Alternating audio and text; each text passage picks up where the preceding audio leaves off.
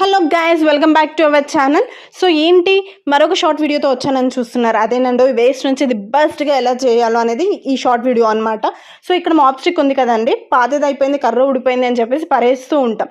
అలా కాకుండా నేను చెప్పినట్టు మీరు ట్రై చేయండి, మళ్ళీ దాన్ని రీయూజ్ చేయొచ్చు అనమాట. సో మాప్ స్టిక్ పైన ఏదైతే ఉంటుందో దాన్ని మెల్ట్ చేసుకోవాలన్నమాట. అది ప్లాస్టిక్ కాబట్టి ఏ ప్రాబ్లం లేకుంటే ఇలా మెల్ట్ చేసుకోవాలి. అది మెత్తగైన తర్వాతకి అందులోకి కర్ర పెట్టేసి ఒక వేస్ట్ క్లాత్ సాయంతో గట్టిగా ప్రెస్ చేసుకోవాలి అనమాట. ఆల్మోస్ట్ నేను 3 to 4 months అయిందండి నేను ఇది చేసి, అండ్ స్టిల్ నా ఇప్పటికీ కూడా నేను యూజ్ చేస్తున్నాను. ఇది ఎప్పుడో తీసిన వీడియో అనమాట. వర్క్ అవుతుందా లేదా అని చూసి మీ ముందుకు తీసుకొచ్చాను ఇలా.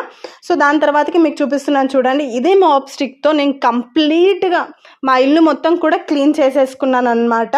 చాలా అంటే చాలా వర్కౌట్ అవుతుంది. మీరు కూడా ఒకసారి ట్రై చేయండి, డెఫినెట్లీ సక్సెస్ అవుతారు.